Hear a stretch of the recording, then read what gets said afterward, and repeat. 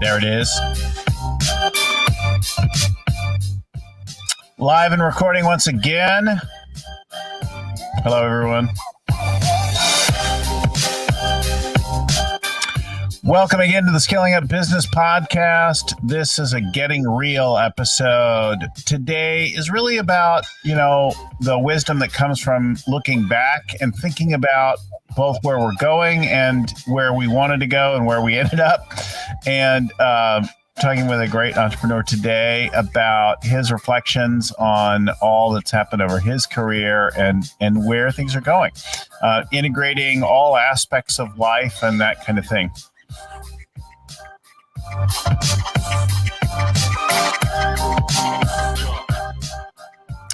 Hey, everyone. I'm Bill Gallagher, scaling coach, host of the show. You can find hundreds of other episodes like this one on leadership and scaling up at scalingcoach.com. We've got downloads of all the tools that we talk about and our show notes, and we'll even send you a free copy of the best-selling book, Scaling Up, right there at scalingcoach.com. These Getting Real episodes on our podcast and live stream explore how our leadership has been shaped over time and by the growth of our businesses. What lucky breaks have we had? How have we navigated the breakdowns and surprises along the way? What has frightened us or embarrassed us as we've gone through growing our business? What are the things that we deeply regret? And where are we growing and developing today as leaders? This episode is sponsored by the Bay Area Entrepreneurs Organization chapters, commonly known as EO. Our member-led organization is the best place for entrepreneurs to find peers to connect with, to learn and grow with. And I'm proud to have been a member of this organization for the last 20 years as both a leader and a member across several different companies. EO members in the Bay Area are now supported and connected to over 14,000 members around the world, giving them an access to a whole world of entrepreneurship. If you'd like to apply for membership or get more information on EO, just visit eonetwork.org. All right, listen in now as we talk with Elliot Kallen about his experience in growing his company and navigating that as an entrepreneur. Elliot, welcome to the show. Great to be here, Bill. Thank you. Thanks for coming on. Elliot and I have become friends through the EO organization.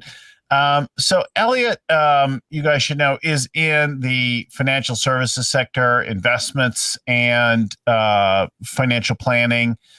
He brings decades of experience in this and has built a couple of organizations before this. There's all kinds of technical things. I'll let him tell you a little bit about that. But I think you'll hear not only some of the business acumen, but also his personal passions as we get into the conversation. So I'm glad Elliot is in the East Bay. Elliot, where's your office? San Ramon, California. In San Ramon, in the East Bay, east of San Francisco. So welcome we have listeners all over the world. Welcome to the show. Elliot, talk a little bit about your getting started, the beginning of your career, and give us a little background on, your early childhood years. I feel like I've had a very blessed life. I am the son of an Auschwitz survivor, concentration camp survivor, and a Great Depression survivor made there. And what they did is they taught the value of hard work and ethics and honesty and integrity. And for 20 years, I had done that or so upon graduating from college as an accountant and then eventually as owning an environmental cleanup business. And in 1993, I saw the end of that environmental cleanup industry happening as all the Superfund money disappeared. I had an accounting background, and I made a decision that I was going back into the financial world, particularly financial services and or investment banking. And I was living in New Jersey at the time. My wife was pregnant with our twins, and she is from California. And she said, I think it's time to move to California and raise our twins here, which is where I live now. Mm-hmm. So for the most part, in 1993, we wagon trailed out here, so to speak, cross country, first through Michigan, then out here, and then back and forth to pick up a car or two, and hooked up with Lincoln Financial here in San Ramon. Oh, yeah. Started to build a career. And again, that was almost 28 years ago now. And sure enough, 28 years later, and breaking off and being our own registered investment advisory firm and having hundreds of clients. We're now a $300+ million organization in assets based in San Ramon, just in the state of California, and about the same amount outside the state in California, where I'm a partner in. And we're growing. And now we also have a charity that we work with full time. So I'm CEO of 3 major organizations at this point. And how many kids? I have twins that are 27, and I had a 19-year-old son who's no longer with us. Yeah, we'll get into that story in a few minutes. So my grandfather, both my grandfathers lived through the Depression. One of them was a banker, and I think more affected by it than the other grandfather. One grandfather grew up on a farm, and I don't remember hearing the Depression as formative as for the other, like in terms of the stories. But my grandfather from LA, who lived in a tent in the backyard, right? Because extended family was occupying the rest of the house. He's the one who was more marked by the Depression. And he was determined to die a millionaire, even though he wasn't an entrepreneur and didn't have a particularly high paying career. He was a bank manager, bank executive, in a day when, that wasn't as lucrative as it maybe is for some. But he was passionate about spending and being careful about saving and using credit really carefully. And it was so burned into him. And I just remember hearing about it at a young age. I'm curious, what are the lessons of both, like, what do you remember? How did they transfer the lessons of the Depression and surviving something as horrifying as Auschwitz to you? Well, if I go to my dad, who was a Depression era baby, they are a young man because he was born in 1915, so he was in his teenage years, and was a small business entrepreneur. Never got past 8th grade, but he was determined to make good. And for him, what he taught us was the value of family. Everything about him was family comes first. Everything about him. So even our charity was going to help out other family members in their small businesses. And we had a close cousin of ours who owned a bicycle store, and on weekends, my dad would loan us out to build his bicycles for him so he wouldn't have to pay for help. And that was good. And so it was the value of working. And from the time I was a little kid, I wore a bow tie, and I was his national sales manager. And he'd bring me around all over from Boston to Philadelphia. And I'd have to tell the story about the human body and how the human heart worked, because he was sure I was going to be the next doctor in the world. And it turned out that I've really followed his footsteps as a businessman. But it was great. It was a great learning experience about always be selling, and then have the integrity and the honesty to sell something you believe in. So I think that's a great lesson. For Mom, it's a totally different lesson. For Mom, who was from Vienna and caught up in Theresienstadt and Auschwitz, it's about the value of ethics and thinking and hard work and using some type of forecasting in your brain to build something for your family. So again, family was central for her as well. But where are you going? What are you doing? And how are you thinking was important for her. And it's very interesting, Bill, that for her, English was her 3rd language. It was German, French, and then English. And she learned English for the most part, listening to the early days of talk radio, very early days of NBC and ABC and CBS on radio. And when she didn't know the word, she had her Webster's dictionary, hardcover dictionary, next to her bed, and all night long she would look up words. And when she passed away, we buried her with her dictionary. That's a bit of color. Yeah. I used to keep a dictionary with me all the time, and I use it. I probably have it somewhere here, but of course today we have the online dictionary, so we can just quickly type in something. But I'll often find myself like dealing with something at a surface level, and I'll be like, yeah, but what does that really mean? And what else is implied by that word? Are there other uses of it? I find sometimes a single word can be pivotal in some idea that we're grappling with as a team. I agree. For me, my thesaurus is my friend. Finding another way to say something. Yeah. Oh, interesting. So you're checking along and you get into this business. What is I don't know, what would you say is a lucky break that you've had? I think the luckiest break I got while I was doing this was hooking up with some very good people that did some great training for me and kept me focused on uh, that between 8 and 5, you're doing business. You're not doing, researching. You're not listening to CNBC. You're not reading the journal during business hours. That's what you do after hours. But during the day, you're talking to prospects, you're talking to clients, you're sharing your story. And so you're putting in hard work. I've never known what a 40-hour work week is anyway. But I do research and I love what I do. So I start my day at 5 in the morning and I finished it roughly at 6 at night. It's a big day. That's a big day. Yeah. So you get up at 5 or you get up earlier than 5? I get up at about 4:45. Yeah. Interesting. Yeah. If I get up at 4:45, I'm like, my day's screwed up. I really need more sleep.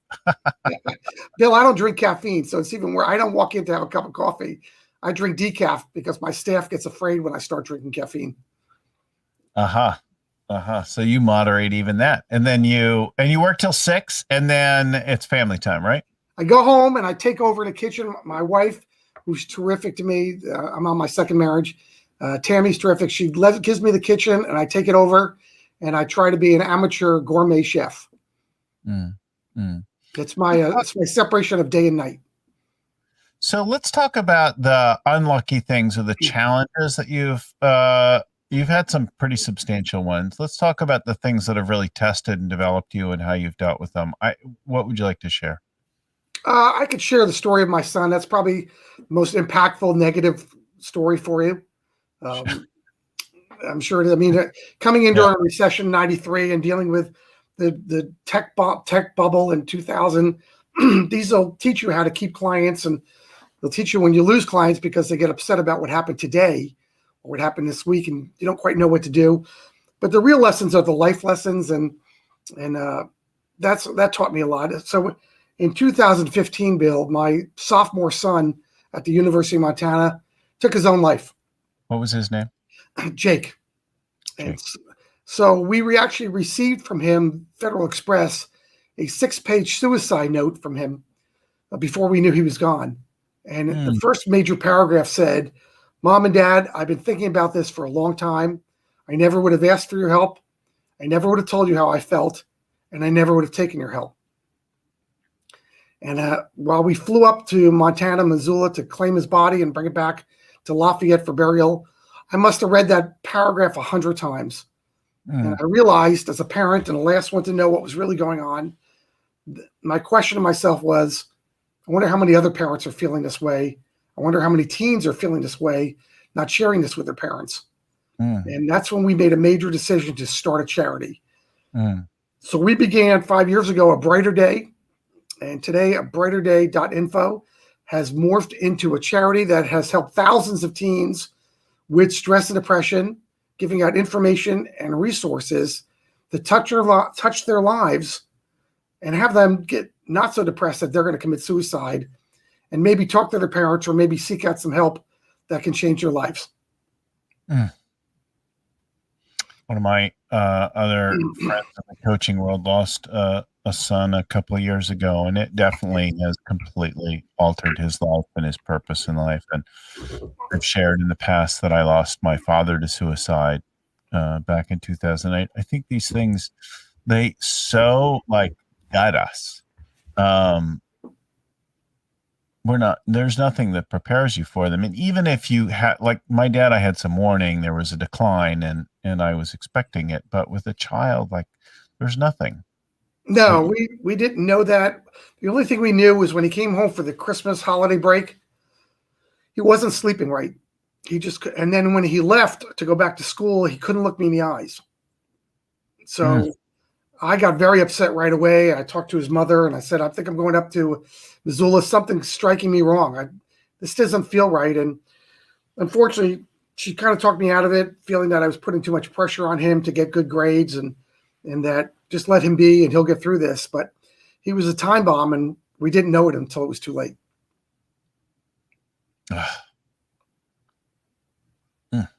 you said his name, and his name's Jake, and my son's name is Jack, right? Yeah, Jack, Jake. It's And every time a kid okay. goes through something, you're like, what do I need? What can I do for them? And yet they have to find their own They way. do.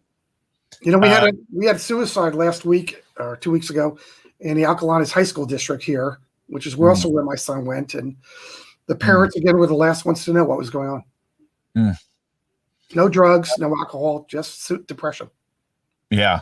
Depression, right? Alone. Talk to us about the charity. What does the charity do? How do people get information on the charity like that? Great. Thank you, Bill, for that opportunity. So the best place to get all that information is from the website.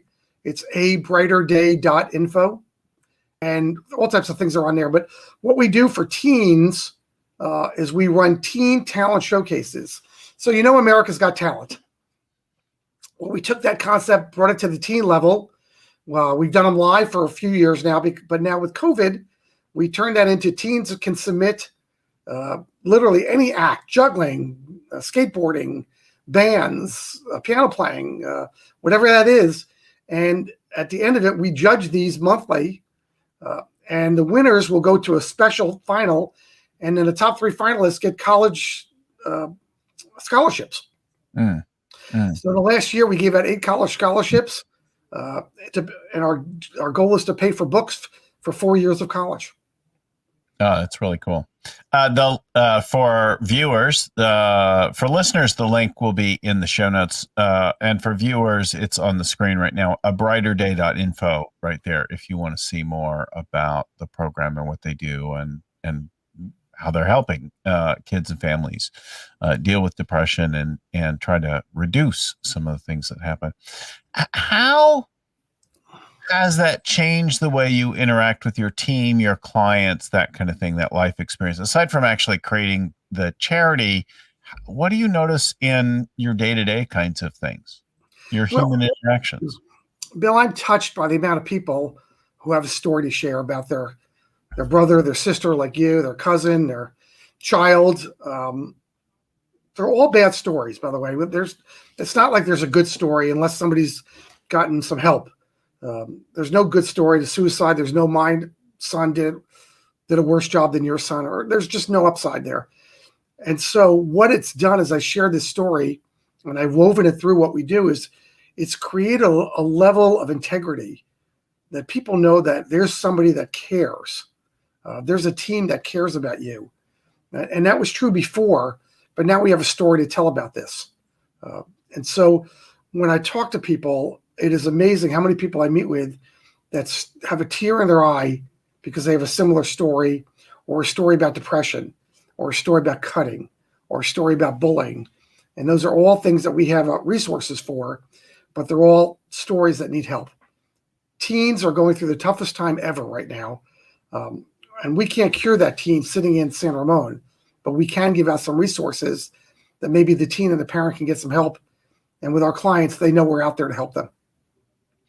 I think it's really great because lots of times teens aren't willing to, or any age, young adult, young person, are unwilling to be helped by the parents. They want to figure something out. They don't want to talk about it, but someone else they might be open to. The friends aren't always that helpful or productive. Sometimes they're downright dangerous, right, in the remedies that they suggest, behaviors and drugs and things like that. They sometimes don't. But having some other resource, some other outlet that cares beyond the parent, who they may not be willing to open up to, as you got in your letter, right? Absolutely. Teens naturally are self-absorbed. So it's really hard for a teenager to think about your life because they're too busy thinking about their own. So we do have tools for teens to help their friends if they recognize it. But even when it's really interesting when the 1 year anniversary, almost the 1 year anniversary came around, and we did an unveiling for my son's plaque at Oakmont Cemetery. A number of his fellow students and friends came from Montana for it. And they asked if they could interview me for college credit. And we went to Noah's Bagels and we did an interview, and it wasn't an interview at all. It was an apology from them for not noticing. for not realizing what was going on, for being so wrapped up in their studies and their world that they couldn't see that Jake was tired when they were awake and awake when they were tired. They couldn't see it. And his hockey coach, and he played hockey in Montana and set all types of records. His hockey coach told me that he scored, he passed away on a early Friday morning at about 1:45 in the morning. Earlier that week on a Tuesday, he scored 7 goals in one game. But that wasn't enough. That was great at the moment, but that was short-lived or lived. And so his hockey coach didn't see it either. Mm. Mm. Well, so I hear more connection, more empathy, and you're developing capacity to be vulnerable and to go into areas that we don't often talk about. We often avoid things that are uncomfortable and distressing, like depression and suicide. Absolutely. People, and yet it reinforces what matters in the business. So looking back on this and in the other parts of your life, what do you notice that you're grateful for now as you've grown your business over time?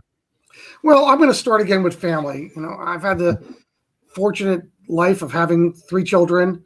I have now with a second marriage, which is terrific. I have a stepson that I'm close with. He's married, so I have a daughter-in-law. She's pregnant, 8 months pregnant, so that's wonderful. I've got a stepdaughter with an 8-year-old grandson that lives with us. Got a fabulous relationship with him, and I'm the main man in his life, which is great. So that right off the bat, that's what I'm most grateful for. And in business, I've had the fortunate experience of creating teams. So I have a whole team here that works just in my California market to support our business. I have a team dedicated to outside the state of California to support our business. And we now have a senior executive director and executive director for our charity that can do the day-to-day in the charity work that needs to be done. So thankfully, again, I'm supported by very talented people who care as much as I care. Mm. I get that. Is there something that you could share that most people don't know about you? I mean, other than I'm scared to death of snakes. So it's actually a funny story for another day, but I've had 3 run-ins with poisonous snakes in my life. And, it's left me. Have you ever been bitten? No, but I've been within inches of being bitten. If a poisonous snake was on the ground, I'd be dancing on my desk because I'd be as far away as I could be right now.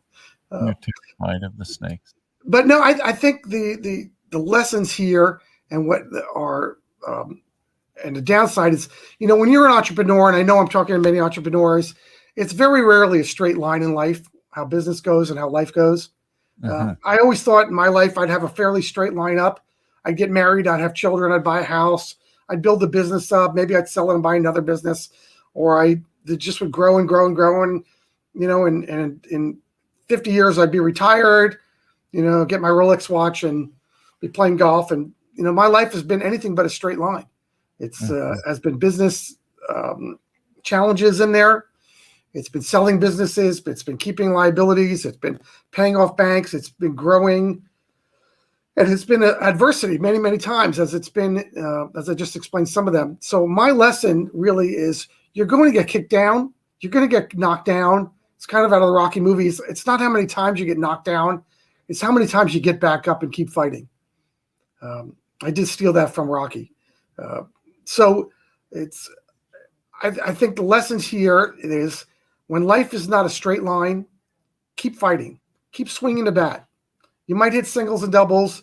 You also might hit some home runs. And that's been my life lesson is don't stop swinging the bat. Whatever your sports metaphor is, whether it's boxing or baseball or football, keep playing. It's funny how often we use sports metaphors, even if we're not big sports fans. So if you were to look back at your younger self, is there something that you would do differently or advice that you would have for your younger self about your career? Yeah, I think, when I was in college, Bill, and that's the lesson I imparted with my children. I had a dual major at Rutgers. I was both an economics major and an accounting major. Mm-hmm. And I liked economics more. And but to be an economist, you had to get a master's degree. And in those days, you got a master's degree right out of college. Today it's a little bit different. But accounting represented immediate income, a job right out of college in a world of money. Mm-hmm. And so my father sat down with me and he said, whatever you do not be an accountant. It's not your personality. You're not sitting at a desk. You're not adding up and tabulating all day. And I had my internship at college where I literally got graded for tabulating how fast my fingers work on a calculator. They actually graded you. But that did represent money. So instead of going for another 18 months. Did you suck at the calculator? Or were no, you good? No, I have lightning fingers. Just like I was 40 words a minute in college, in high school already on my fingers. Okay. But I liked economics more, but I turned it down because I wanted the immediate money. And so I got a job in accounting, and that was a mistake because I didn't stay there all that long. It wasn't for me. I should have done economics. So I overruled my common sense and my father's advice for immediate income. And to this day, I wish I didn't. So now, listen to Dad. That's the lesson. Yeah, my best friend who graduated as an accountant graduated as an economist, went back and got an MBA in finance. And today he's worth hundreds of millions of dollars. Excuse me.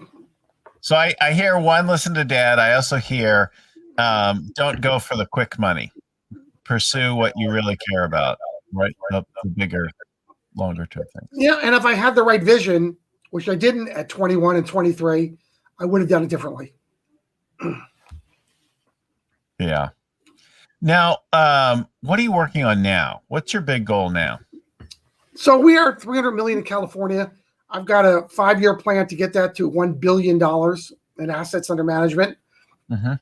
So we're scaling up, Bill, as to use your phrase, to grow the company. And at that point, we can do almost anything we want with the company. $1 billion company can be sold, can be merged, anything can be done with it. And that's the long-term goal, is to put this company at some point in play by either buying other people out or merging into a multi-billion-dollar entity. But that's a good 5 to 10-year plan now. It'll take some time. And what do you think is your challenge or gap? Like, what are you struggling with as you pursue the billion assets? What do you not know how to do yet to get there?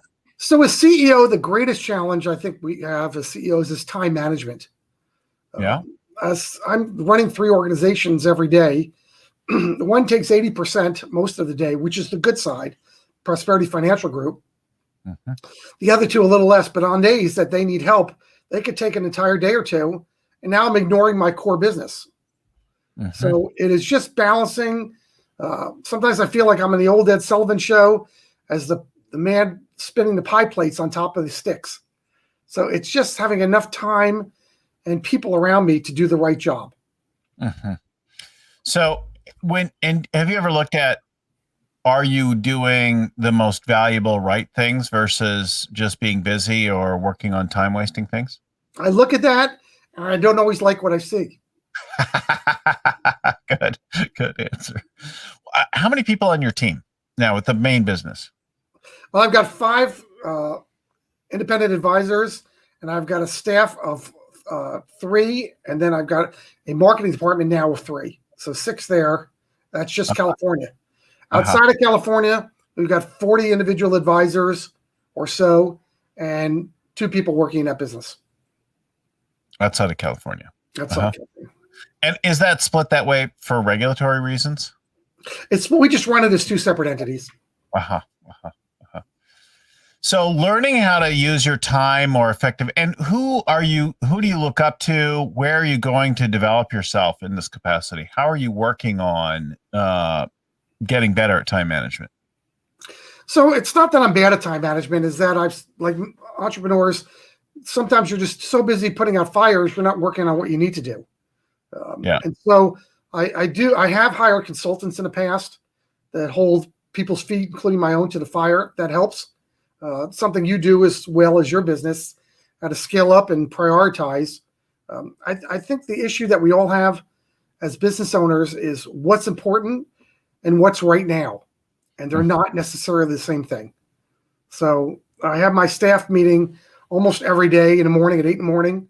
And we talk about priorities today, just to try to keep us all on track. Because it's not just me, it's everybody. We got to stay on track.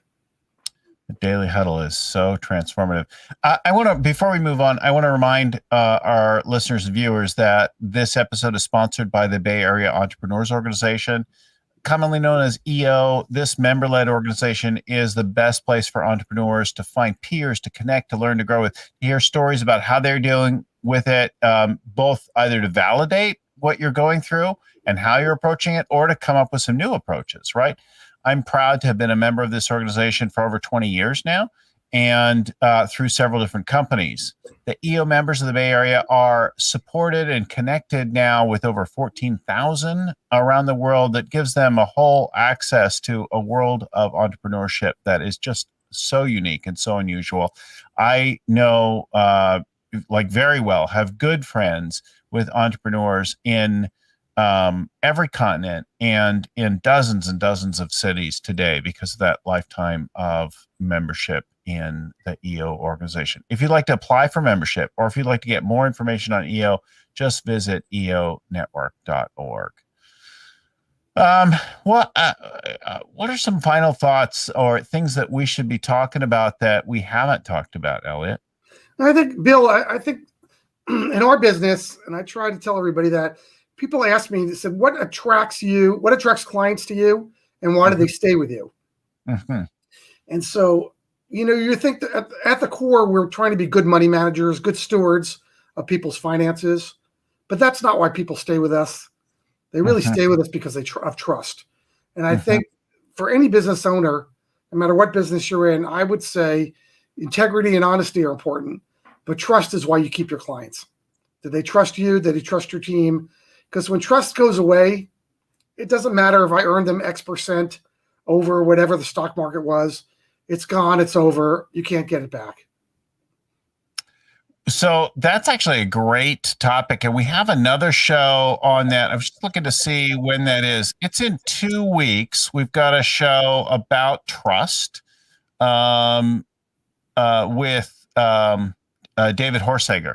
And it's just a great conversation, great show. So I highly recommend folks check that show out in a couple of weeks coming up.